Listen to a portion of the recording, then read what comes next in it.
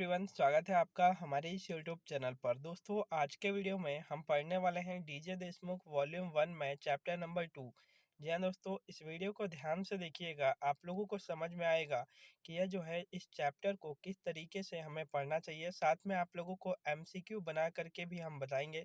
दोस्तों, स्किप मत कीजिएगा, लास्ट तक पूरा वीडियो देखिएगा, तभी आप लोगों को डीजे देशमुख वॉल्यूम 1 का चैप्टर नंबर 2 समझ में आएगा। वीडियो को स्टार्ट करने से पहले आप लोगों को एक बड़ी इन्फॉर्मेशन दे दूं कि दोस्तों, अगर आप लोग कोचिंग लेना चाहते हैं माइनिंग सरदार के लिए, जैसे कि आप लोग जानते हैं कि WCL और SCCL में माइनिंग सरदार का रिक्वायरमेंट आ चुका है। अगर आप लोग क्लास लेना चाहते हैं तो मेरे से कांटेक्ट जरूर कीजिए।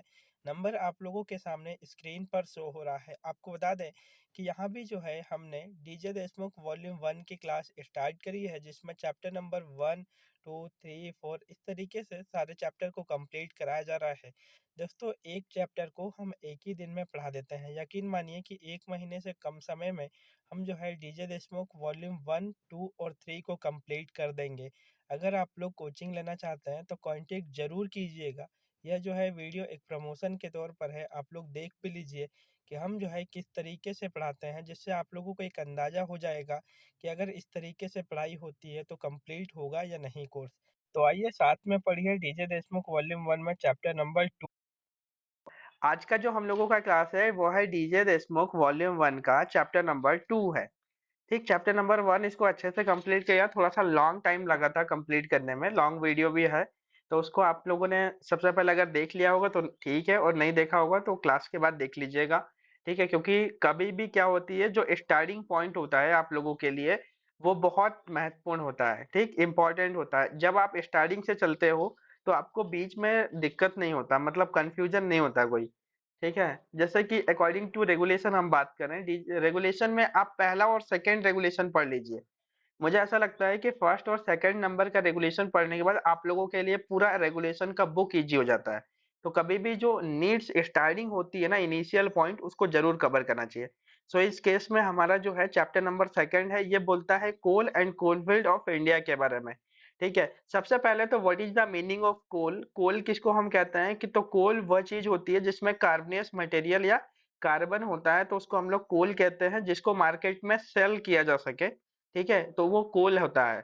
दूसरा, कोलफील्ड ऑफ इंडिया के बारे में बात करें तो इंडिया में बहुत सारे कोलफील्ड है, जैसे कि सबसे बड़ा जो कोलफील्ड है वो है तालचेर, जो कि उड़ीसा में है, जहां पर MCL है ना। सबसे बड़ा कोलफील्ड को है तालचेर। उसके अलावा भी बहुत सारे कोलफील्ड हैं, अलग अलग जगह पर है, जैसे कि झारखंड में है, ठीक है, MP में है, महाराष्ट्र में है, वेस्ट बंगाल में है। तो आइए स्टार्ट करते हैं इस चैप्टर के बारे में। सबसे पहला बोलता है what is the meaning of energy. तो एनर्जी यानी कि ऊर्जा। ठीक है, हिंदी में अगर हम बात करें तो ऊर्जा वह चीज होती है जो कि कभी खत्म नहीं होती, वह रिसाइकल होती जाती है एक के बाद एक चीजों से। जैसे कि हमको एनर्जी जो मिलती है वो बायोगैस से मिलती है। बायोगैस का मतलब कोई जो अपन यूज करते हैं ना, गोबर वगैरह, कंडा वगैरह का यूज करते हैं, उससे मिलती है, काऊ डंग जिसको बोलते हैं। और दूसरा होता है हाइड्रो पावर। हाइड्रो पावर का मतलब होता है, हाँ ठीक है, हाइड्रो पावर की हम बात करें, जो हाइड्रो का मतलब होता है वाटर। वाटर के माध्यम से जो इलेक्ट्रिसिटी बनती है उसको हाइड्रो पावर कहते हैं। ठीक है, इसमें जो है एक टरबाइन का यूज किया जाता है और वाटर के माध्यम से ही बिजली बन जाती है। ठीक है, इसमें अलग से कोल वगैरह की जरूरत नहीं होती। नेक्स्ट है सन एनर्जी, जैसे कि सोलर प्लेट वगैरह लगी होती है, सन से जो इलेक्ट्रिसिटी बनती है। Next in the wind energy, wind. ठीक है, आपने पवन ऊर्जा के बारे में सुना होगा, उससे भी इलेक्ट्रिसिटी प्रोड्यूस होती है ना। और उसके बाद है, नेक्स्ट है water spring. Hold water spring होता है जिसमें पानी के झरने के हिसाब से बिजली बनती है। ठीक है, ये बहुत कम है। और नेक्स्ट है अपना सी वेव्स, जो समुद्र की लहरें होती है ना, उससे भी बनती है, उसमें भी एनर्जी होती है। इसके अलावा होता है वॉल्केनो। वॉल्केनो में भी अलग एनर्जी होती है। ठीक है, एक्टिव वॉल्केनो होता है और भी डीएक्टिव होता है, बहुत सारे, है ना। ज्यादातर वॉल्केनो कहाँ पाए जाते हैं, ये आपको इंडोनेशिया में देखने को मिलेंगे। ठीक है, इंडिया में भी है बहुत सारे वॉल्केनो। चलिए, नेक्स्ट है फ्यूल की कैटेगरी। फ्यूल जो है वो 4 प्रकार का होता है। सबसे पहला होता है सॉलिड। सॉलिड, लिक्विड, गैसियस और न्यूक्लियर। सॉलिड का मतलब क्या होता है, जिसमें सॉलिड मतलब ठोस है वो, तो जैसे कि हो गया कोल, कोक, चारकोल, बायोगैस, लिग्नाइट, काऊ डंग, है ना, ये सब कुछ। लिक्विड की हम बात करें, जैसे डीजल, पेट्रोलियम या कोल तार वगैरह। नेक्स्ट है गैसियस फ्यूल्स, जिसमें आपका हो सकता है कि प्रोड्यूसर गैस हो, ब्लास्ट कोक ओवन गैस हो, लाइटिंग गैस हो। नेक्स्ट होता है न्यूक्लियर, यूरेनियम बेस्ड ये जो है पावर प्लांट्स होते हैं जिसमें यूरेनियम थोरियम से इलेक्ट्रिसिटी प्रोड्यूस होती है। ये ज्यादातर कहाँ पर है, अगर ऐसा कभी क्वेश्चन तो नहीं आता है, खैर कभी आया कि यूरेनियम वर्ल्ड में कहाँ पर पाया जाता है, तो नंबर 1 पोजीशन पर है कनाडा। कनाडा में सबसे ज्यादा है, ठीक है। इंडिया में बहुत ही कम है। इलेक्ट्रिसिटी जो है इंडिया में 1% से भी कम बनती है जो न्यूक्लियर से बनती है, ठीक है। और लगभग 69% जो इलेक्ट्रिसिटी है इंडिया में वो बनती है आपका कोल के माध्यम से। किससे? कोल के माध्यम से। कोल के बाद होता है हाइड्रो, ठीक है। हाइड्रो के बाद बनती है अपना इस हाइड कोल, फिर हाइड्रो, फिर पेट्रोलियम, फिर ये आपका न्यूक्लियर। ओके, ये लिखा है आपके सामने, ठीक। अब आते हैं नेक्स्ट पॉइंट पर। इसका पॉइंट है अपना origin of coal. Origin of coal का, ओरिजिन का हिंदी मीनिंग जो होता है वो होता है बनना, किसी भी चीज को, मतलब वो चीजें कैसे बनी है, ओरिजिन कैसे हुआ, ठीक है। तो ओरिजिन की हम बात करें तो जनरली कोल हमारा जो होता है वो दो थ्योरी के अकॉर्डिंग बना हुआ है। सबसे पहला होता है ड्रिफ्ट थ्योरी, ड्रिफ्ट, और दूसरा होता है इन सिचु थ्योरी, ठीक है। तो इन सिचु और ड्रिफ्ट का मतलब पहले समझ लीजिए, फिर आपको सब कुछ समझ में आ जाएगा। देखिए इंडिया में जो भी आपने कोलफील्ड देखे हैं या आप लोग देख रहे हैं या देखते हैं, कभी आप लोग कभी किसी कोलफील्ड का नाम भी सुने होंगे, गए भी होंगे।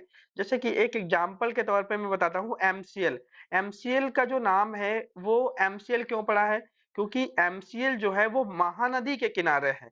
What is the meaning of Mahanadi? तो महानदी एक नदी है, ठीक है। तो और जैसे कि अपन मैं बात करूं जहां पर अभी मैं रहता हूं यहाँ पर, तो जैसे कि कन्हान एरिया है या पेंच एरिया है यहाँ पर डब्ल्यूसीएल में, है ना, शायद आपने सुना होगा। तो कन्हान एरिया, ये जो नाम है ना, वो कन्हान नदी के कारण है एक्चुअल में। और जो पेंच एरिया है वो भी पेंच नदी के कारण है, ठीक है। ये जो मतलब नाम भी ऐसे दिए गए हैं कि वो जो है अपना उसी जगह के किनारे, ठीक है, वो चीजें मिलेगी। जैसे वेस्ट बंगाल में कोयला है, ठीक है, तो वो एक अलग नदी के किनारे है। तो इंडिया की एक खासियत है कि इंडिया में जो भी कोलफील्ड अपना मिलता है वो हमेशा ही जो है अपना नदियों के किनारे मिलता है, ठीक है। तो ये जो चीजें हैं, हमेशा ही इंडिया में जो कोयला होता है ना वो कैसा होता है? नदियों के किनारे। ये नदियों के किनारे कैसा, जो नदी होती है वो उसमें पानी बहता है। सो उस कंडीशन में जीव जंतु पेड़ पौधे जा करके नदियों के माध्यम से बह करके किसी एक जगह पर इकट्ठा हो जाते हैं, प्रिजर्व हो जाते हैं। तो उसके माध्यम से जो कोयला बनता है वो होता है ड्रिफ्ट थ्योरी। आप समझ में आ गया होगा कि हमारे यहाँ इंडिया में कोयला नदियों के किनारे मिलता है तो किस थ्योरी के आधार पर बना है, ताकि आपको एकदम क्लियर हो जाए। अब दूसरा जो कोल होता है वो इन सिचु थ्योरी के माध्यम से होता है। इसमें क्या होता है कि जीव जंतु पेड़ पौधे जिस जगह पर खड़े हैं उसी जगह पर गिर करके और वहां पर जमीन के अंदर जब जाते हैं, प्रिजर्व हो जाते हैं, तो उससे जो कोयला बनता है वो बनता है अपना इन सिचु थ्योरी। कौन सी थ्योरी होती है वो? इंस्टीट्यूट थ्योरी के हिसाब से जो कोयला बना है वो इंटरनेशनल लेवल पर, जैसे कि यूरोपियन कंट्री में जाएंगे आप वहां देखेंगे, ऑस्ट्रेलिया में जाएंगे वहां देखेंगे, साउथ अफ्रीका में जाएंगे तो वहां पर जो कोयला बना हुआ है जर्मनी वगैरह में, तो ये बना है इंस्टीट्यूट थ्योरी के माध्यम से। और इंडिया में जो बना है वो बना है ड्रिफ्ट थ्योरी के माध्यम से, ठीक है। तो ड्रिफ्ट और इंस्टीट्यूट में बस इतना ही फर्क है। लिखा है कि India in the sequence of the strata containing the coal seam as the most suggestive and continuous depositing the under the water, है ना। मतलब कि इंडिया में क्या बोल रहा है कि इंडिया में जो कोयला होता है वहां पर जो वाटर वगैरह होता है उसके डिपोजिशन के कारण जहां पर इकट्ठा होता है वहां पर बनता है, ठीक। There is a hardly under record erect, है ना। रूट्स, जीव जंतु फिर रूट्स है उनके जड़ें वगैरह जाती है, कोलसीम वहां पर बनता है, ठीक है। Most of the coal, most of the coalfield and the indicates have to the lead in the present drift theory। तो मतलब ये जो बना है उसको ड्रिफ्ट थ्योरी के हिसाब से कहा जाता है, ठीक। ये सब बनने में मिलियन ईयर का समय लगता है, क्लाइमेट चेंजेस वगैरह होता है उसके बाद ये सब चीजें बनती है, ठीक है। Over the million year, clear लिखा है, वेजिटेबल्स मैटर होते हैं उनसे बनता है। Next, in the case of in situ theory, heavy accumulation of the plant material form to the Britain, है ना। ब्रिटेन मतलब कि वही इंग्लैंड की बात हो रही है। ब्रिटेन में यहाँ पर जो कोयला बना है वो हैवी एक्यूमुलेशन के कारण वो एक ही जगह इकट्ठा हो जाता है, तो इन सिचु थ्योरी के कारण होता है। According to this theory area the vegetarian grieve subsidise the tree were the sub emerge water the few, है ना। मतलब क्या बोल रहा है, यहाँ पर जो है उसी जगह पर जहां पर प्रिजर्व होता है ठीक है। उसी जगह पर कोयला हमारा बन जाता है और वहां पर बनने में जो है 1000 ईयर लगभग लगते हैं, हजारों साल के बाद ये बनता है। ठीक है, तो ये हो गया, थ्योरी भी समझ गया, दो प्रकार की थ्योरी है। इंडिया में अगर पूछे तो भी बता सकते हैं, इंटरनेशनल लेवल पर पूछे या कैसे बनेगा ये भी आपका हो गया। Next, in the case of the rank of coal, what is the meaning of rank of coal? Rank का मतलब होता है कि आधार, मतलब कि स्टार्टिंग जो इनिशियल एज है, मतलब कि जो कोयला होता है, कोयला बनता है वुड से। वुड का मतलब होता है हिंदी में लकड़ी। सबसे पहले जो लकड़ी होती है, फिर लकड़ी से बनता है पीट, पीट के बाद होता है लिग्नाइट, लिग्नाइट के बाद होता है बिटुमिनस, और बिटुमिनस के बाद होता है एंथ्रासाइट। ठीक है, तो ये रैंक ऑफ कोल के आधार पर कोल को 4 भागों में डिवाइड किया गया है। पीट, लिग्नाइट, बिटुमिनस, एंथ्रासाइट। क्या है? पीट, लिग्नाइट, बिटुमिनस, एंथ्रासाइट। ये जो कोल का फॉर्मेशन है, ये जो रैंक है, वो कार्बनेस मटेरियल के कारण है, कि जिसमें जितना ज्यादा कार्बन होगा वो उतना बेहतर क्वालिटी का कोल होगा। इस केस में सबसे बेस्ट क्वालिटी का जो कोल होता है वो होता है एंथ्रासाइट, और जो सबसे घटिया क्वालिटी का कोल होता है वो होता है पीट। ठीक है, लिखा भी है कि anthracite is the final stage of coal, higher rank indicate to the higher carbon content, है ना। मतलब कि हायर कार्बन कंटेंट, जिसमें मतलब कोयला का जो बांटा गया है कि किस आधार पर वो हाई लेवल को क्रॉस करता है, उस कंडीशन में जो है उसमें कार्बन का मात्रा जो है वो ज्यादा है। ठीक, ये चीजें हैं। इसके बाद जो है नॉन एज द एंथ्रासाइड, एंथ्रासाइड का जो स्पेसिफिक ग्रेविटी होता है, इसका जो भार होता है वाटर की तुलना में, ये होता है 1.5। क्या होता है? 1.5 specific gravity of anthracite coal, 1.5। Next, in the lignite coal की हम बात करें तो यह होता है 1.2 या उससे कम। ठीक है, और बिटुमिनस जो होता है वो होता है 1.28 से लेकर के 1.4। इंडिया का जो 99% कोल है वो है बिटुमिनस। ठीक है, क्या है? बिटुमिनस। 1% है लिग्नाइट और एक से कम है वो है आपका एंथ्रासाइट। ठीक, बहुत ही कम। तो स्पेसिफिक ग्रेविटी याद रहेगी आप लोगों को, लिग्नाइट का आप लोग याद रखना 1.2। ठीक है, ये रैंक के हिसाब से याद रखें, बिटुमिनस का 1.28 से लेकर के 1.4। ठीक, एंथ्रासाइट का हो गया 1.5। अब आते हैं हम लोग कैलोरीफिक वैल्यू के आधार पर। तो लिग्नाइट का जो कैलोरीफिक वैल्यू होता है, मतलब कि इसका मतलब हो रहा है कि 1 किलोग्राम कोयले को जलाने पर कितना किलो कैलोरी एनर्जी हमको मिल रहा है। सो 1 किलोग्राम कोयले को, लिग्नाइट को जलाने पर लगभग जो है 2400 किलो कैलोरी पर किलोग्राम, है ना। मतलब कि 1 किलो कोयले को जलाएंगे तो लगभग 2400 किलो कैलोरी मिलेगी। ये किस केस में है? लिग्नाइट के। इसी में बिटुमिनस की हम बात करें तो बिटुमिनस को जो है कैलोरीफिक वैल्यू के आधार पर बांटा गया है। यह होता है 2500 से लेकर के 6600 किलो कैलोरी पर किलोग्राम। 2500 से लेकर के 6600। अब बात करें कि एंथ्रासाइट को जो है कैलोरीफिक वैल्यू के आधार पर क्यों नहीं डिवाइड किया गया है, तो आपको बता दें कि क्लियरली कि एंथ्रासाइट जो कोयला होता है वो कैलोरीफिक वैल्यू के आधार पर डिसाइड नहीं होता है, वो होता है एज परसेंटेज के आधार पर। ठीक है, तो याद रखना इसका, एंथ्रासाइट का। अब थिकनेस ऑफ कोलसीम की हम बात करें तो थिकनेस ऑफ कोलसीम जो है इंडिया में सबसे जो मोटी कोलसीम है वो है 140 मीटर मोटी कोलसीम। ये है झिंगुरदा। क्या लिखेंगे? झिंगुरदा कोलसीम जो है 140 मीटर मोटी। यहाँ लिखा है कि the thickest of in India, perhaps the second thickest of the world. World की दूसरी सबसे मोटी सीम जो है वो झिंगुरदा है, और इंडिया की हम बात करें तो पहली है झिंगुरदा, 140 मीटर मोटी। और अपना इकोनॉमिक की बात करें तो जिस सीम की थिकनेस 1.2 मीटर से अधिक होती है वो इंडिया में इकोनॉमिक मानी जाती है, यानी कि वहां पर अगर हम माइनिंग करते हैं तो वहां पर प्रॉफिटेबल है। और ब्रिटेन और जर्मनी की हम बात करें तो वहां पर 1 मीटर से लेकर के 1.2 मीटर है, तो उसको इकोनॉमिकली मानी जाती है। ठीक है, पर इंडिया में 1.2 मीटर से मोटी हो तो, अब 1.2 मीटर से मोटी हो क्यों ऐसा किया गया है? तो देखिए, इंडिया में जो सबसे ज्यादा मेथड यूज होती है वो होती है बोल्ड एंड पिलर। क्या होती है? बोल्ड एंड पिलर मेथड का यूज किया जाता है। बोल्ड एंड पिलर में क्या होता है, इन द केस कभी मान के चलिए कि आप माइंस में गए हो, वहां पर आप बोल्ड एंड पिलर माइंस में जब आप एंटर करोगे तो किसी भी गैलरी की हाइट जब 1.2 मीटर से नीचे है, 1.5 मीटर या 1.2 मीटर से नीचे है थिकनेस, तो वहां पर आप कैसे मुंडी झुका करके जाना पड़ेगा ना, क्योंकि आपकी हाइट ज्यादा है। ठीक है, मतलब 1 मीटर से तो ज्यादा ही आदमी होगा ना जी। तो वहां पर जब आदमी की ज्यादा हाइट हो गई तो वहां पर उसको तो झुक करके जाना पड़ेगा, या फिर उसको जो है अपना घुटने के बल जाना पड़ेगा। तो वैसे करेगा तो काम नहीं हो पाएगा ना, फिर तो आदमी लगा ही रहेगा, बहुत कम उसका ग्रोथ होगा। तो इस कंडीशन में जो है इसलिए माना जाता है कि 1.2 मीटर से अधिक मोटी सीम को इकोनॉमिकली प्रॉफिटेबल माना जाता है और वहीं पर माइनिंग की जाती है। ठीक है, ये इंडिया की खासियत है। चलिए नेक्स्ट है Gondwana rank, period of Gondwana. तो इसको नहीं पढ़ना है, ठीक है। गोंडवाना ये जो है मिलियन ईयर्स, मतलब कोयला जो बना है उसकी एज है, गोंडवाना एज है। और भी है जैसे कि हमारा क्वार्टरी है, फिर टर्टरी है, ठीक है, मेसोजोनिक है, ठीक। ये सब मेसोजोइक है। ये सब जो है अपना एज है, इनको हमको नहीं पढ़ना है, ठीक। अब नेक्स्ट हम बात करें इंडिया का जो 97% कोल है, यहाँ पर 97 लिखा है कि 97% जो कोल है वो है अपना बिटुमिनस, ठीक है। और इसके अलावा जो कोल होता है हम लोगों का टर्टरी एज का है बाकी। तो ये है आपका फैला हुआ कहाँ पर है, असम, मेघालय, अरुणाचल प्रदेश, सिक्किम, कश्मीर, कच्छ, राजस्थान, नावेली, है ना, यहाँ पर है, ठीक। और टर्टरी एज का कोयला है अरुणाचल प्रदेश में, असम में, है ना, इसको भी नहीं पढ़ना है, एक एक पॉइंट, ठीक।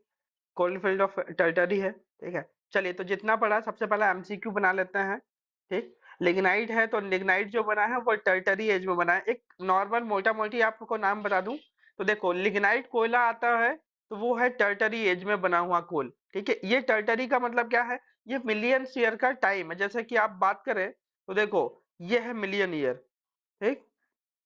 इसमें अलग अलग लिखा हुआ है कि किसका कितना है, ठीक। जैसे कि 4000 मिलियन ईयर है, 1500 मिलियन ईयर है। तो एक सिंपल सा फंडा बताता हूँ आपको कि लिग्नाइट पूछे तो टर्टरी एज में बना है, ठीक है। इसके अलावा जैसे कि लिग्नाइट के अलावा आपको एंथ्रा ये पूछे कि एंथ्रासाइट को, सॉरी, बिटुमिनस, तो ये बनाना कि गोंडवाना एज में बना है, ठीक है। एक मोटा मोटी नाम बता दे रहा हूँ, ठीक। क्या आपको कौन सा पीरियड अगर किसी ने पूछा या क्वेश्चन आया ऐसा, तो बिटुमिनस जो बना है वो गोंडवाना एज में बना है, टर्टरी में जो बना है वो आपका बना है एंथ्रासाइड और लिग्नाइट, टर्टरी एज में। इसके अलावा भी है बहुत सारे ऐसे नाम, ठीक है। जुरासिक है, ट्रासिक है, परमियन एज है, ठीक। तो इसको नहीं याद रखें तो बेहतर है। चलिए एमसीक्यू बनाते हैं।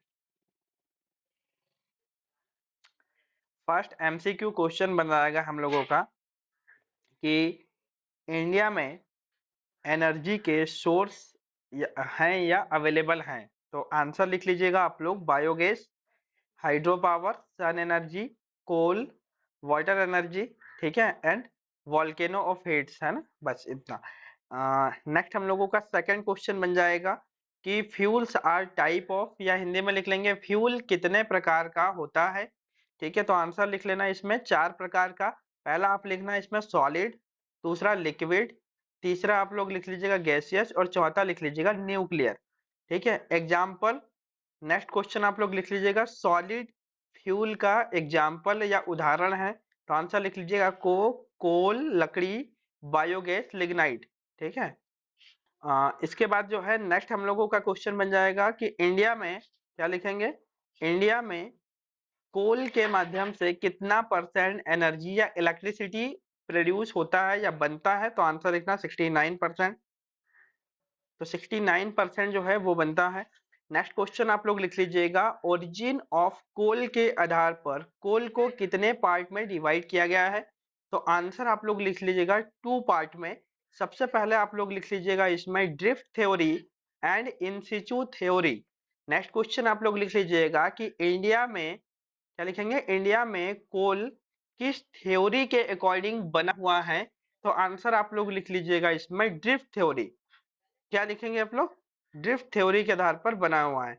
नेक्स्ट क्वेश्चन आप लोग लिख लीजिएगा कि इंटरनेशनल लेवल पर लाइक ब्रिटेन, क्या लिखेंगे हिंदी में, अंतरराष्ट्रीय स्तर पर जैसे कि ब्रिटेन में कोयला किस थ्योरी के अकॉर्डिंग बना हुआ है। तो आंसर लिख लीजिएगा इन सिचु थ्योरी, ठीक है। नेक्स्ट क्वेश्चन आप लोग लिख लीजिएगा इंडिया में कोलफील्ड या कोल कहाँ पाया जाता है। तो आंसर लिखना रिवर के किनारे, नदी के किनारे में पाया जाता है। नेक्स्ट क्वेश्चन आप लोग इसमें लिख लीजिएगा कि जीव जंतु पेड़ पौधे के एक ही जगह प्रिजर्व होने से बने हुए कोल को किस थ्योरी के आधार पर बांटा गया है। एक ही जगह पर प्रिजर्व होने के, है ना, तो आंसर लिखेंगे इन सिचु थ्योरी।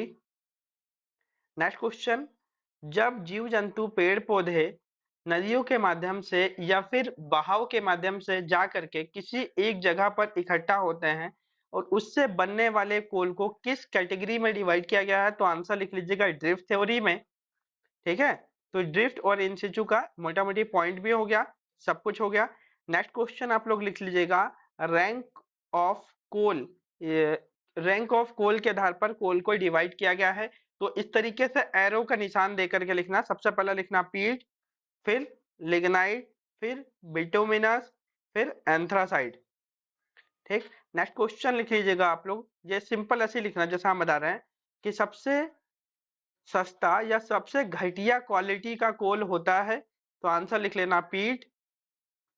नेक्स्ट क्वेश्चन आप लोग लिखिएगा कि सबसे बेस्ट क्वालिटी का कोल या कोल का फाइनल स्टेज है, कोल की फाइनल स्टेज है या सबसे बेहतर क्वालिटी का कोल, तो आंसर आप लोग लिखिएगा एंथ्रासाइट। नेक्स्ट क्वेश्चन लिखिएगा आप लोग कि लिग्नाइट कोल का स्पेसिफिक ग्रेविटी होता है, लिग्नाइट कोल का, तो आंसर लिखना 1.2 या उससे कम। नेक्स्ट क्वेश्चन, बिटुमिनस कोल का स्पेसिफिक ग्रेविटी होता है, तो आंसर लिख लीजिएगा 1.28 से लेकर के 1.4। नेक्स्ट क्वेश्चन आप लोग इसमें लिख लीजिएगा कि एंथ्रासाइट कोल का स्पेसिफिक ग्रेविटी है, तो आंसर लिखेगा 1.5। ठीक, नेक्स्ट क्वेश्चन आप लोग लिख लीजिएगा, नेक्स्ट क्वेश्चन हम लोग इसमें लिखेंगे कि लिग्नाइट कोल का कैलोरीफिक वैल्यू होता है, लिग्नाइट कोल का। ठीक है, तो आंसर लिखना अबाउट 2400 किलो कैलोरी पर किलोग्राम, है ना। मतलब कि एक किलो लिग्नाइट कोयले को जलाने पर लगभग 2400 किलो कैलोरी जो है उससे प्रोड्यूस हो रही है, एनर्जी मिल रही है। नेक्स्ट क्वेश्चन आप लोग लिख लीजिएगा इसमें, बिटुमिनस कोल का कैलोरीफिक वैल्यू होता है, तो आंसर लिख लेना आप लोग इसमें कि 2500 टू 6600 किलो कैलोरी पर किलोग्राम।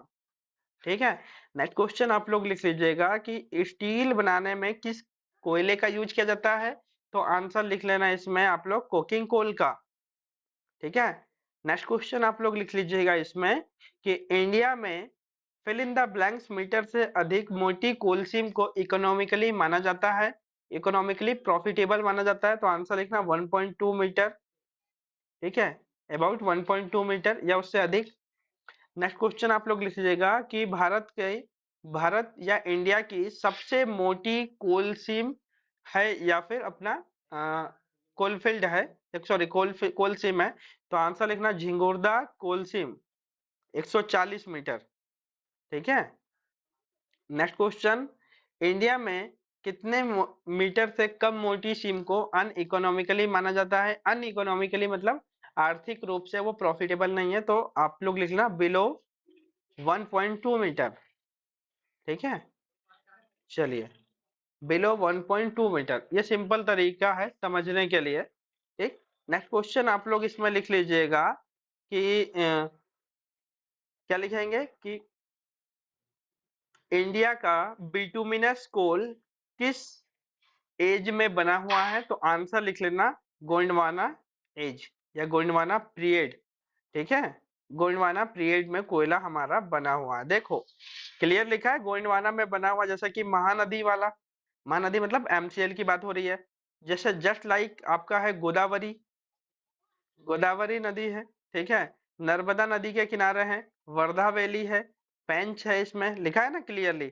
जैसे कि बंगाल में है, बिहार, ये बिहार जो कि झारखंड में जा चुका है अब। ठीक है, उड़ीसा, उत्तर प्रदेश, मध्य प्रदेश, आंध्र प्रदेश और महाराष्ट्र, यहाँ पर जो कोयला बना हुआ है वो गोंडवाना एज में है। तो याद रखिएगा कि अपन ने क्या बने कि बिटुमिनस कोयला किस एज में बना है, तो गोंडवाना एज में। ठीक है, ये बिल्कुल बहुत मतलब इसको बहुत ही क्रिटिकल है, इसको अपने को सिर्फ एक वर्ड में बता दिया अपन ने कि इस एज में यहाँ का कोयला बना है।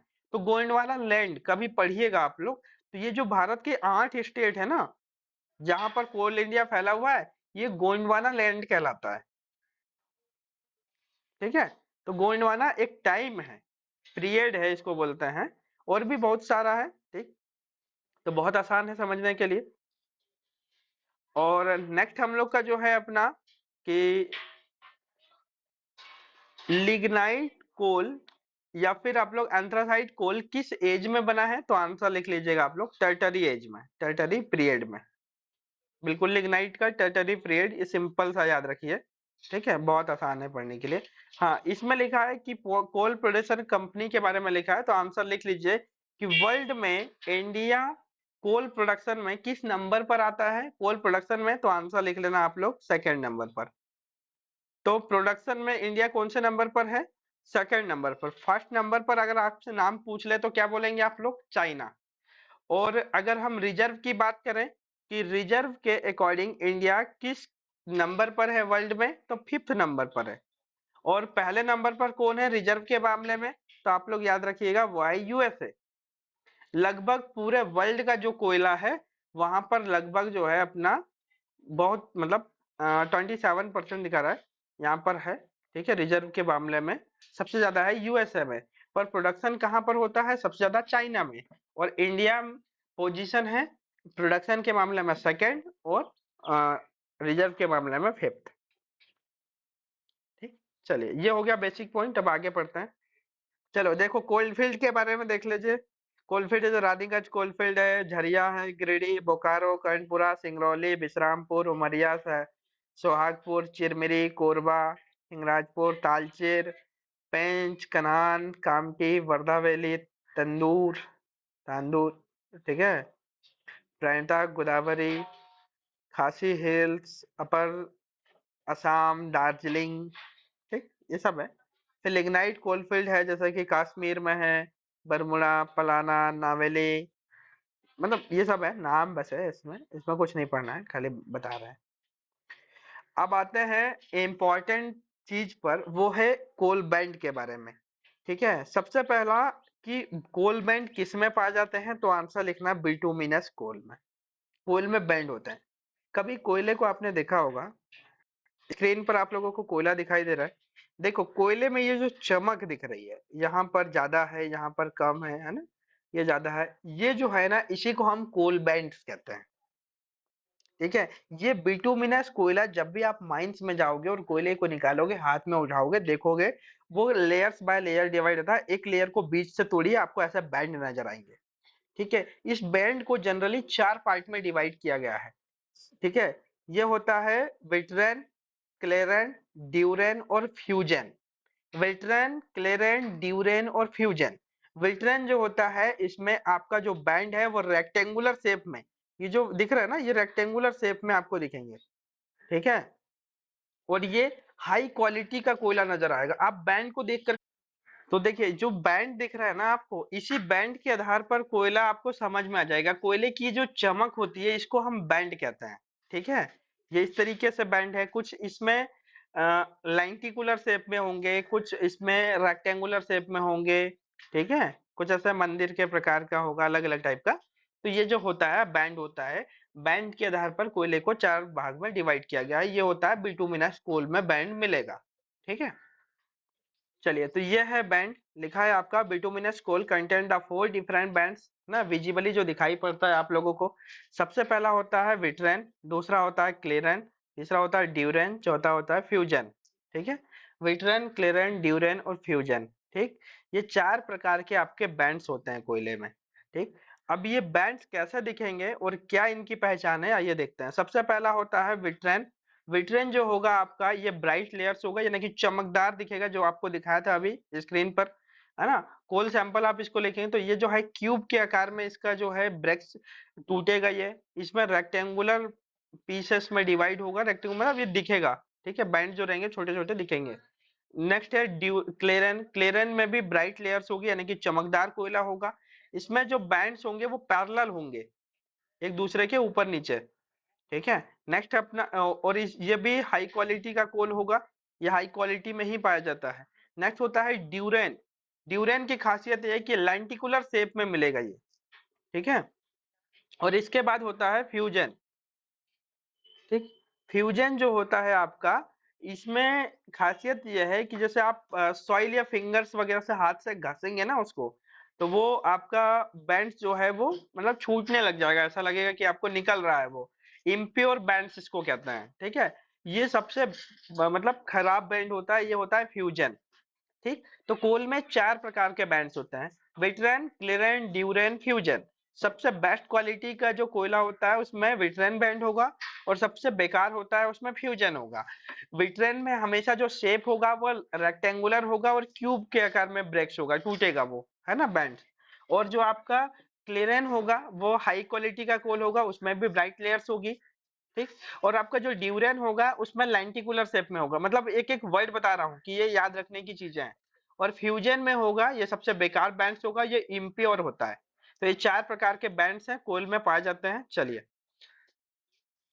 अब आते हैं साइज ऑफ कोल के बारे में। साइज कहाँ डिपेंड करता है? साइज करता है आप लोगों का जब कोयले का यूज करते हो। कभी आप लोग ईंट भट्टा गए होंगे, काफी लोग तो जैसे मतलब नहीं गए होंगे कहाँ जहाँ पावर प्लांट्स वगैरह होता है, नहीं तो ईंट भट्टा वगैरह गए होंगे जहाँ पर कोयले से ईटा बनता है ना, ब्रिक्स बनता है। वहां पर क्या आप जाओगे ना कभी, जैसे देखोगे तो वहां पर एक मशीन रहती है जिसमें एक आदमी घुमा रहा है मशीन को, 2 लोग कोयला डाल रहे हैं, निकल रहा है। उसमें कोयले के साइज को स्टीम किया जाता है। ठीक है। तो कोयले का जो है साइज के आधार पर कोयले को 4 पार्ट में डिवाइड किया गया है। सबसे पहला होता है आप लोगों का स्लैग साइज। 0 से 25 mm या 0 से 50 mm को भी स्लैग साइज कहते हैं। ठीक है, ये दो है, 0 से 25 या 0 से 50 दोनों है स्लैग साइज। ठीक है। नेक्स्ट होता है रबल साइज। रबल का कहाँ यूज करते हैं? जो पावर प्लांट्स वगैरह होते हैं ना, उसमें रबल साइज के कोयले का यूज किया जाता है। मतलब वहां बिल्कुल चूरा टाइप का होना चाहिए, जैसे कि बहुत ही बारीक, 25 से 50 mm तक का। और जो इसके बाद होता है स्टीम साइज का कोल। ठीक है, ये बड़ी बड़ी भट्टियों में यूज किया जाता है, बड़ा जहां पर जैसे जितना ज्यादा हमको जैसे चाहिए वो एनर्जी, उतना ज्यादा बारीक होना चाहिए कोल, क्योंकि उतना ज्यादा उसमें से हीट प्रोड्यूस होगा। ठीक है। तो स्टीम साइज का जो कोल होता है वो होता है 50 से लेकर के 200 mm, 50 टू 200 mm। तो याद रहेगा, स्लैग साइज, रबल और स्टीम। स्लैग का मतलब 0 टू 50 या 0 टू 25, रबल का मतलब 25 से 50, और स्टीम का मतलब 50 से लेकर के 200 mm। ठीक। इसके बाद what is the full form of ROM? ROM का फुल फॉर्म होता है रन ऑफ माइन, मतलब कि माइंस के माध्यम से जो डायरेक्टली कोयला आता है। ठीक है, ना किसी वो वॉशरी में गया है, ना कहीं वो साइज के लिए क्रशिंग में गया है, डायरेक्टली जो कोयला आया है उसको बोलते हैं ROM, run of mine. Understood. चलिए आगे बढ़ते हैं। अब जो कोयला होता है इसमें दो प्रकार के एनालिसिस किए जाते हैं। सबसे पहला होता है अल्टीमेट एनालिसिस, और दूसरा होता है proximate analysis. What is the meaning of ultimate analysis? कभी भी कोयला आपने देखा तो कोयले में क्या क्या चीजें होती है, जैसे कि कार्बन है, हाइड्रोजन है, नाइट्रोजन है, फास्फोरस है, सल्फर है ना। ये जो होता है जितने भी केमिकल प्रोडक्ट्स होते हैं उसमें कोयले में, उसको अल्टीमेट एनालिसिस में ज्ञात किया जाता है, मेजर किया जाता है। नेक्स्ट होता है प्रोक्सीमेट। प्रोक्सीमेट का मतलब होता है जैसे कि देखिए, सबसे पहले कोल में क्या होगा, कोयले को जलाने के बाद उसमें से एक एस निकलता है, तो एस का मतलब होता है राख हिंदी में। दो नेक्स्ट होता है मॉइस्चर, तीसरा होता है वोलेटाइल मैटर। वोलेटाइल मैटर का मतलब उसमें जो इम्प्योरिटीज है वो उसकी बात हो रही है। और नेक्स्ट होता है फिक्स्ड कार्बन। इसको निकालने का सबसे अच्छा फॉर्मूला होता है 100 minus S plus moisture plus volatile matter. तीनों को इनटू प्लस करके 100 से माइनस कर दीजिए, जो उसकी वैल्यू आ जाएगी वो हो जाएगा प्रॉक्सिमेट एनालिसिस। अब ये काम कहाँ आता है? इसी प्रॉक्सिमेट एनालिसिस के आधार पर पता चलता है कि कोयला जो जलेगा अपना, उसमें से कितना हम लोगों को हीट प्रोड्यूस होगा। जो कैलोरीफिक वैल्यू आपको पता है ना, ठीक है, वो कैसा है, प्रॉक्सिमेट एनालिसिस के माध्यम से ही निकलेगा। ठीक है, तब आपको पता चलेगा। इसके लिए सबसे पहला कोयला जो आता है, जो आरओएम हुआ, तो उसको पहले मॉइस्चर को सुखाया जाता है, फिर वोलेटाइल मैटर को निकाला जाता है, फिर जो इम्प्योरिटीज है धो धा के निकालते हैं इसको।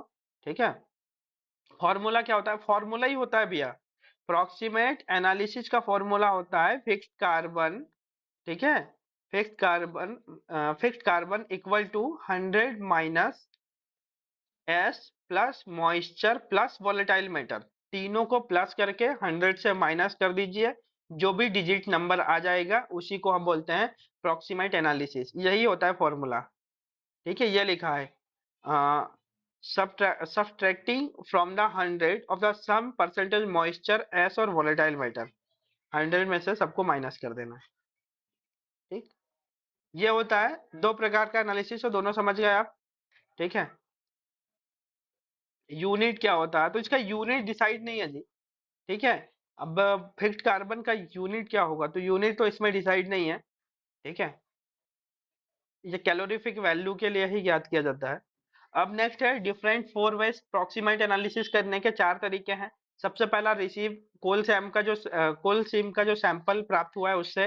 दूसरा है ड्राई करना है सुखाने के बाद। तीसरा है आपका इक्विवेलेंट कंडीशन, है ना। और चौथा होता है आपका मेटर मेटर फ्री, है ना। इसको बोलते हैं ड्राई DMMF, मतलब कि ड्राई मिनरल्स मैटर फ्री, जो कुछ सुखाने के बाद जो मटेरियल्स निकल जाते हैं उनको, ठीक है। तो इसको नहीं पढ़ना है, ये आपके काम का नहीं है। आपको साइज के बारे में पढ़ना था, ठीक है। और देखिए ग्रेड के बारे में कोयला है, तो इसमें से हम सिर्फ ये पढ़ लेते हैं। कोकिंग कोल का ग्रेड, नॉन कोकिंग कोल का जो ग्रेड लिखा हुआ है ये ABCD, ये चेंज हो चुका है। ये कहाँ मिलेगा, मिनिस्ट्री ऑफ कोल की वेबसाइट पर मिलेगा। आपको अभी बता रहे हैं थोड़ी देर में, ठीक है। पहले आप इसमें देख लीजिए कि कोकिंग कोल को कैसे डिवाइड किया गया है, जिसमें जिस कोयले में एस 15% से कम होता है। देखो ऐसे क्वेश्चन भी आते हैं आजकल, तो याद रखना कि जिसमें 15% से कम एस है, यानी कि राख है, तो उसको बोलते हैं अपना स्टील 1 ग्रेड। और 15 से 18 के बीच में एस परसेंटेज है, तो उसको बोलते हैं स्टील सेकंड, स्टील 2। नेक्स्ट है अगर 21 से 18 से 21 है, तो मतलब कि वॉशरी ग्रेड 1। 21 से 24 वॉशरी ग्रेड 2। 24 से 28 वॉशरी ग्रेड 3rd। और 28 से लेकर के 35% तक है से, तो मतलब वॉशरी ग्रेड 4। तो दो पार्ट में डिवाइड किया गया है किसी भी कोकिंग कोल को, स्टील ग्रेड और वॉशरी ग्रेड। स्टील में 2 ग्रेड होते हैं, स्टील ग्रेड 1, स्टील ग्रेड 2। और वॉशरी में 4 होते हैं, washery grade 1, washery grade 2, washery grade 3, washery grade 4। 15% से कम है तो स्टील ग्रेड 1 आ जाएगा, 15 से 18। फिर उसमें 3-3 इंक्लूड करते जाइए, कहीं आपको 4 भी इंक्लूड करना है, बस आसानी से आप निकाल सकते हैं। देखिए डीजे देशमुख में जो डाटा लिखा है ना, वो एक्चुअल में ये जो ग्रेड वाला है वो ओल्ड डाटा है, ठीक है। अब ऐसा ग्रेड नहीं होता है, ठीक है। जो अब जो है भारत गवर्नमेंट ने जो है, भारत सरकार ने वो चेंज कर दी है, ठीक है।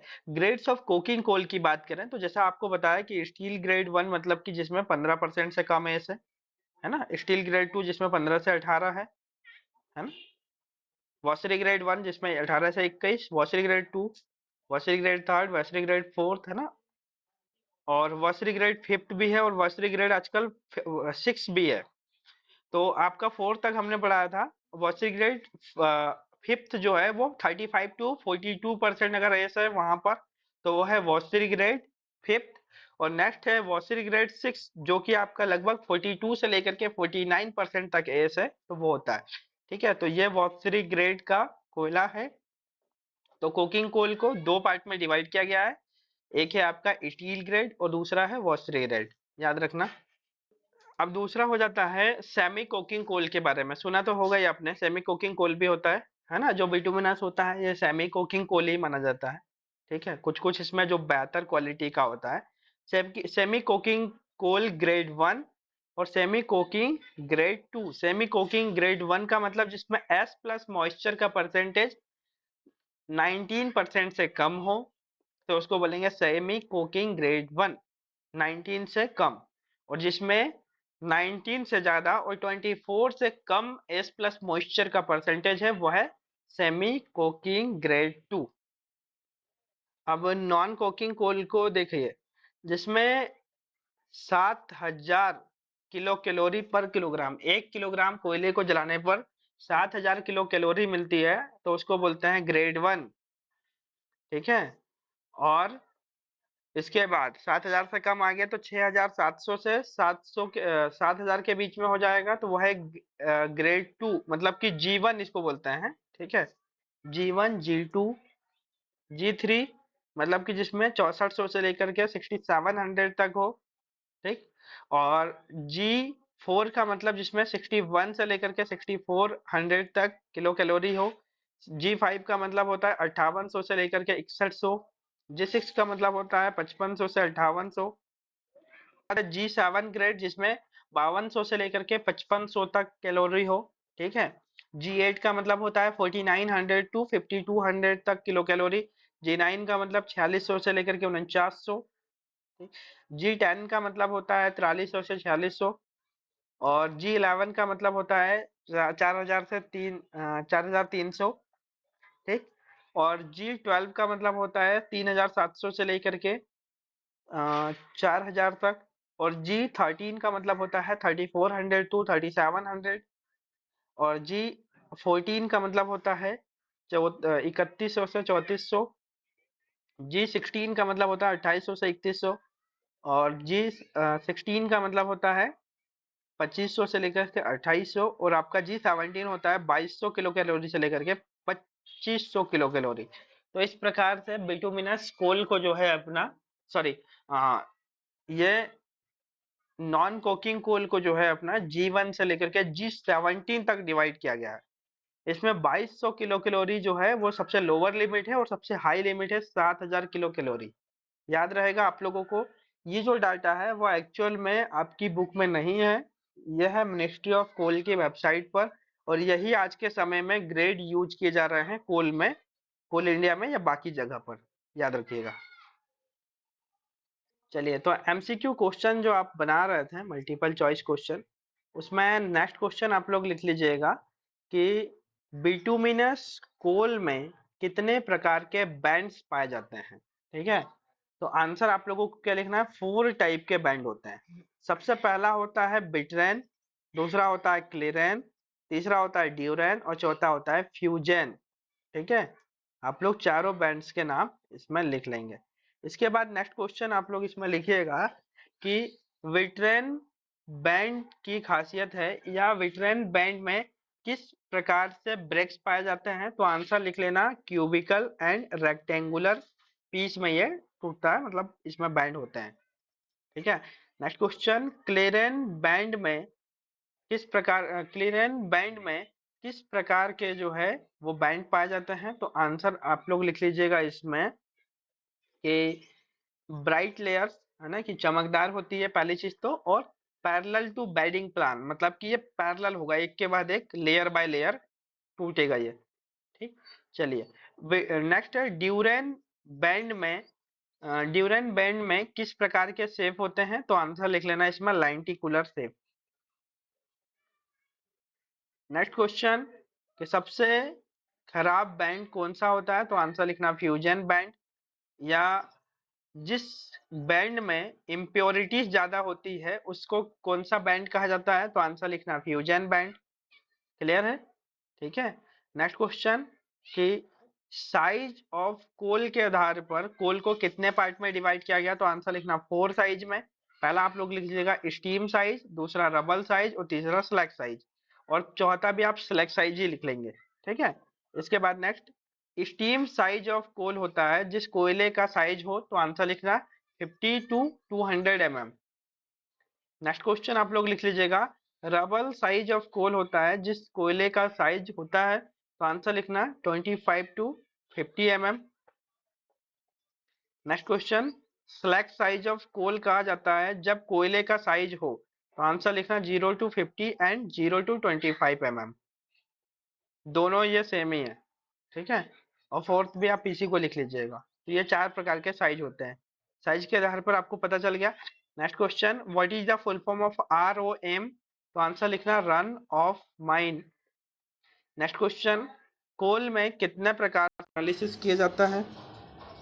तो नेक्स्ट क्वेश्चन हम लोगों का बनेगा कि कोल में कितने प्रकार के एनालिसिस किए जाते हैं या एनालिसिस होता है। तो आंसर लिखना है इसमें 2 टाइप का या 2 प्रकार का। सबसे पहला होता है प्रॉक्सिमेट एनालिसिस और दूसरा होता है अपना अल्टीमेट एनालिसिस। ठीक है, नेक्स्ट क्वेश्चन आप लोग इसमें लिखिएगा कि अल्टीमेट एनालिसिस ऑफ कोल में क्या ज्ञात किया जाता है या फिर किन चीजों को जो है निकाला जाता है। तो आंसर इसमें लिखना oxygen, hydrogen, carbon, nitrogen, sulphur और फास्फोरस को। नेक्स्ट क्वेश्चन आप लोग लिख लीजिएगा, प्रॉक्सिमेट एनालिसिस के अंतर्गत किन चीजों को मेजर या ज्ञात किया जाता है, निकाला जाता है। तो आंसर लिखना एस, सेकंड लिखना मॉइस्चर, थर्ड लिखना वॉलेटाइल मैटर और फोर्थ लिखना fixed carbon. Next question, proximate analysis निकालने का फॉर्मूला है। तो आंसर लिखिएगा 100 माइनस ब्रैकेट में S plus moisture plus volatile matter. 100 में से माइनस कर दीजिए पूरे को, आपका निकल के आ जाएगा। ठीक, कि कितना आपका फिक्स्ड का मतलब है। Next question, coking coking coal को कितने बेस पर बांटा गया है, कितने पार्ट में डिवाइड किया गया है? तो आंसर लिखना है 2 पार्ट में। सबसे पहला होता है स्टील ग्रेड और दूसरा होता है अपना वॉस्त्री ग्रेड। नेक्स्ट क्वेश्चन लिखिएगा कि सेमी कोकिंग कोल को किन चीजों के आधार पर डिवाइड किया गया है? तो आंसर इसमें आप लोग लिख लीजिएगा एस प्लस मॉइस्चर के आधार पर। ठीक है, एस और मॉइस्चर के आधार पर ये लिख सकते हैं आप लोग सेमी कोकिंग कोल को। नॉन कोकिंग कोल जो होता है हम लोगों का सेमी ये हो गया कोकिंग और नॉन कोकिंग कोल, है ना। नॉन कोकिंग कोल को किस आधार पर बांटा गया है?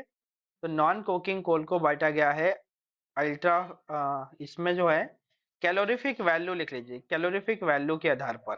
ठीक है, अल्ट्रा हीट वैल्यू भी कहते हैं इसको। ठीक है, अल्ट्रा हीट वैल्यू या कैलोरीफिक वैल्यू के आधार पर डिवाइड किया गया है। नेक्स्ट क्वेश्चन कि स्टील ग्रेड 1 कोयला होता है जिसमें एस परसेंटेज हो, तो आंसर लिखना less than 15%। Next question, steel grade 2 coal होता है जिसमें एस परसेंटेज होता है, तो आंसर लिखना 15 टू 18%। नेक्स्ट क्वेश्चन आप लोग लिख लीजिएगा कि वॉसरी ग्रेड 1 कोयला होता है जिसमें एस का परसेंटेज है वॉसरी ग्रेड 1, तो आंसर लिखना 18 to 21%। Next question, वॉसरी grade 2 coal होता है जिस कोल में एस परसेंटेज हो, तो 21 से 24%। नेक्स्ट क्वेश्चन, वॉसरी ग्रेड 3 कोयला होता है जिस कोल में एस परसेंटेज हो, तो 24 से 28%। नेक्स्ट, वॉसरी ग्रेड 4 कोल होता है जिस कोल में एस परसेंटेज हो, तो 28 टू 35%। नेक्स्ट क्वेश्चन कि वॉसरी ग्रेड 5 होता है जिस कोल में एस का परसेंटेज हो, तो 35 टू 42%। नेक्स्ट, वॉसरी ग्रेड ये हो गया। फिर 8 होता है जिस कोल में एस परसेंटेज हो, तो 42 टू 49%। देखो कभी कभी मतलब इस टाइप से ऐसे क्वेश्चन इसलिए बता रहे हैं कि मान के चलिए कभी बोल दिया कि जिस कोल में एस परसेंटेज 24 से लेकर के 28% तक है, तो वह किस कैटेगरी के अंतर्गत आता है? स्टील ग्रेड 1, स्टील ग्रेड 2 या वॉसरी ग्रेड 3, वॉसरी ग्रेड 4? कभी ऐसा क्वेश्चन आ गया, सोचिए कभी। आजकल तो पेपर देख ही रहे हो आप लोग, कुछ भी आ जाता है। सो इस केस में आप लोग को याद रहेगा ना कि 24 से 28 है, मतलब कि वॉसरी ग्रेड 3 है। ये आसान है याद रखना, है ना।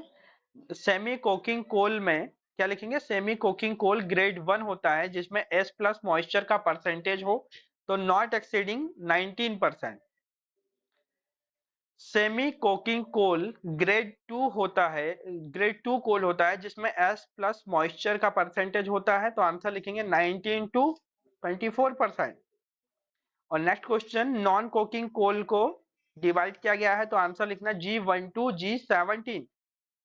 G1 कोकिंग कोल का कैलोरीफिक वैल्यू होता है, तो 7000 किलोग्राम पर किलो कैलोरी, KCAL लो पर किलो कैलोरी लिखना है ना। इसको एक से लिखेंगे 7000 KCAL पर किलोग्राम,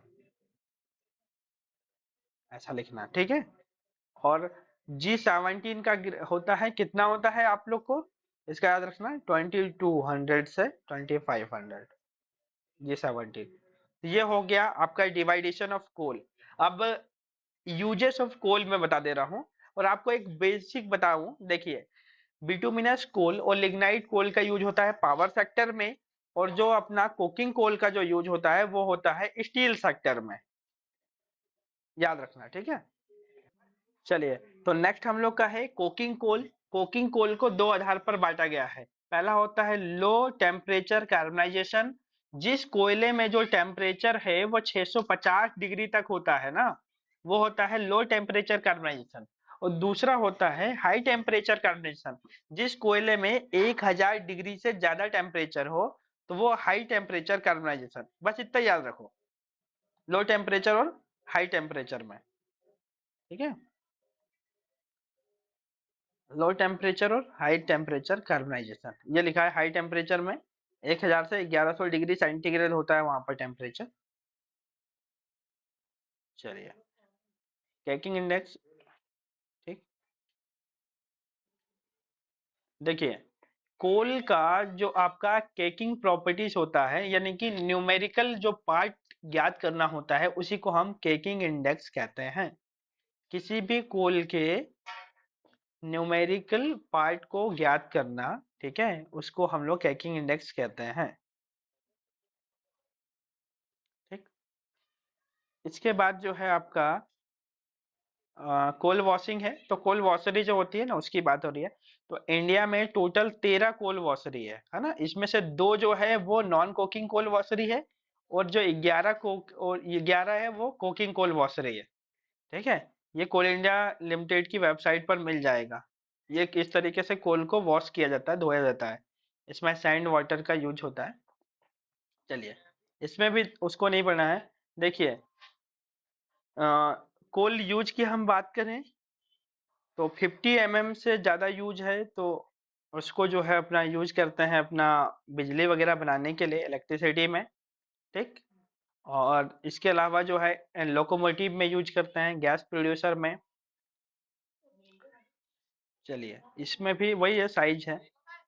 अब आते हैं अपन, इम्पोर्टेंट जो है आपका कंजप्शन ऑफ कोल, इंडिया में किस माध्यम से कितना इलेक्ट्रिसिटी बनेगा। देखिए, अगर स्टील और आयरन की कंपनी है जहां लोहा और स्टील बनाने का काम हो रहा है, तो वहां पर जो है अपना लगभग 1 टन हार्ड कोक से, मतलब 1 टन पिग आयरन आपको पिघलाना है, तो उसके लिए 1.3 टन कोल लगेगा।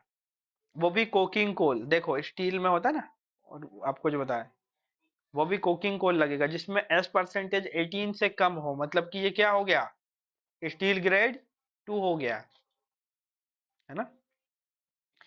पावर प्लांट में, पावर प्लांट में 1 किलोवाट बिजली बनाने के लिए 3 टन कोयले की जरूरत पड़ती है। अगर हम सीमेंट में बात करें तो 1 टन कोल से लगभग 3 टन सीमेंट बनता है। अगर हम सीमेंट की बात करें, इसके बाद हम लोग ब्रिक्स की बात करते हैं, जो हम लोग का ईंट वगैरह बनता है, तो लगभग जो है अपने को 1 लाख ईंट बनाने के लिए 12 से 18 टन कोयले की जरूरत पड़ती है। ठीक है, टाइल्स की हम बात करें तो 1 लाख टाइल्स बनाने के लिए लगभग 20 टन कोयले की जरूरत पड़ेगी। ग्लास की हम बात करें तो लगभग जो है अपना अ, लगभग जो है 1 टन ग्लास बनाने के लिए आपको 1.46 टन कोयले का जरूरत पड़ेगा। जैसे जो हम लोग का कपड़ा बनता है ना, क्लॉथ, तो लगभग 0.38 टन कोयल से हम लोग 1000 मीटर कपड़ा बना सकते हैं। ठीक है, मतलब कि लगभग लगभग 1 टन कोल से 3000 मीटर तक का कपड़ा बन जाएगा। ठीक, पेपर बनाने में भी यूज होता है, जैसे कि 2.25 टन कोल से लगभग 1.3 टन जो पेपर बनाने के लिए पल्प तैयार होता है, पल्प जो रॉ मटेरियल है। चलिए, इसके बाद लास्ट है रिजर्व ऑफ कोल। कोल के रिजर्व को 4 प्रकार से बांटा गया है। सबसे पहला होता है प्रूव्ड रिजर्व, वह रिजर्व जो कि किसी एक स्पेसिफिक एरिया पर प्रूफ होता है कि यहाँ पर इतना रिजर्व है, उसको हम बोलते हैं प्रूव्ड रिजर्व। ठीक है, मतलब कि आउटक्रॉप के जस्ट नीचे, जमीन के जस्ट नीचे जो कोयला है, जितना भी रिजर्व है वो प्रूफ है। दूसरा है इंडिकेट रिजर्व। इंडिकेट का मतलब होता है कि जो इंडिकेट दे रहा है एक एरिया के हिसाब से, इसमें होता है 1000 × 1000 मीटर पर या 2000 × 2000 मीटर पर। ठीक है, इसको बोलता है इंडिकेट, जो इंडिकेट कर रहा है, मतलब कि जिस मतलब दिख रहा है कि हाँ ये रिजर्व है। नेक्स्ट होता है अपना इंफ्रारेड रिजर्व। ठीक है, ये एस्टीमेट रिजर्व होता है, इसमें सब कुछ शामिल होता है। ठीक है, और नेक्स्ट होता है माइनेबल। माइनेबल का मतलब होता है अपना जिसको माइनिंग करके निकाला जा सके। ठीक है, अब कहीं कोयला है, जरूर है, और वहां कोलसीम की जो मोटाई है 0.2 मीटर की है, निकाला जा सकता है क्या? नहीं निकाल सकते, पर वो रिजर्व जो है प्रूव्ड है। ठीक है, प्रूव है पर वो माइनेबल है नहीं है, ठीक है। तो याद रखना कि ये 4 रिजर्व प्रूफ का मतलब जो पूरा एस्टीमेट रिजर्व होता है डायमेंशन ऑफ कोल सीम जहां तक फैली हुई है, जो कि अपना बोरहोल ड्रिलिंग के माध्यम से पता है आपको, वो है प्रूव्ड। और दूसरा है इंडिकेट जो कि एरिया वाइज डिवाइड है। तीसरा होता है इंफ्रारेड, ठीक है, जो कि पूरा रहता है जियोलॉजिकल के हिसाब से। और चौथा होता है माइनेबल, जिसको माइनिंग करके निकाला जा सकता है। तो finally this chapter are completed, MCQ बना के कंप्लीट करते हैं। नेक्स्ट क्वेश्चन लिखना कि कोकिंग कोल को कार्बनाइजेशन के आधार पर कितने पार्ट में डिवाइड किया गया है। तो आंसर लिखना 2 पार्ट में। सबसे पहला होता है लो टेम्परेचर कार्बनाइजेशन और दूसरा होता है high temperature carbonization. Next question आप लिखोगे लो टेम्परेचर कार्बनाइजेशन के आधार पर किसी भी कोल का टेम्परेचर होता है। तो आंसर लिखना about 650 degree centigrade. Next question high temperature carbonization के आधार पर कोल का टेम्परेचर होता है। तो आंसर लिखना 1000 टू 1100 डिग्री सेंटीग्रेड। 1000 से 1100 डिग्री सेंटीग्रेड तक टेम्परेचर होता है, उसको हाई टेम्परेचर कार्बनाइजेशन कहते हैं, ठीक है। ये कोकिंग कोल का है। चलिए नेक्स्ट क्वेश्चन आप इसमें लिख लेंगे कि कोल के न्यूमेरिकल पार्ट को ज्ञात करना कहलाता है। तो आंसर लिखना केकिंग इंडेक्स कहलाता है, ठीक है। इसको अभी एक दिन सेपरेट बताएंगे, थोड़ा सा बड़ा है ये, ठीक। चलिए और इसके बाद लास्ट जो है आपका साइज, तो आपको बता दिए, ये पढ़ने के लिए बताया था कि कितने टन कोयला से क्या क्या बनेगा, है ना। चाहे तो आप इसको पढ़ भी सकते हैं। नेक्स्ट क्वेश्चन आप लोग लिख लीजिएगा कि वह रिजर्व जो आउटक्रॉप के जस्ट नीचे दिखाई देता है या होता है तो उसे क्या कहा जाता है। तो आंसर लिखना proved reserve. Next question indicate reserve को कितने एरिया में डिवाइड किया जाता है। तो आंसर लिखना 1000 इंटू 1000 एंड 2000 इंटू 2000 मीटर में। नेक्स्ट क्वेश्चन वह रिजर्व जो कि एक लार्ज एरिया में फैला होता है जियोलॉजिकल के आधार पर, उसको कहते हैं। तो आंसर होगा इंफ्रारेड रिजर्व। नेक्स्ट क्वेश्चन जहां से है माइनिंग करके मिनरल्स को निकाला जाता है वो कौन सा रिजर्व होता है। तो आंसर होता है माइनेबल रिजर्व, ओके। ये होता है माइनेबल, ठीक है। चलिए तो this is the finally complete of this chapter number 2। कोल के बारे में था ये। कोल क्या होता है, कैसे बनता है, कौन सी एज में बना है, कौन सा लैंड में है, ठीक है। कोल का साइज क्या होता है और कोल को कैसे मतलब रिजर्व है, ठीक। यूज कहाँ कहाँ करते हैं, मतलब सारा बेसिक पॉइंट कोल के बारे में ये कंप्लीट हो गया। तो finally this chapter are complete, chapter number 3।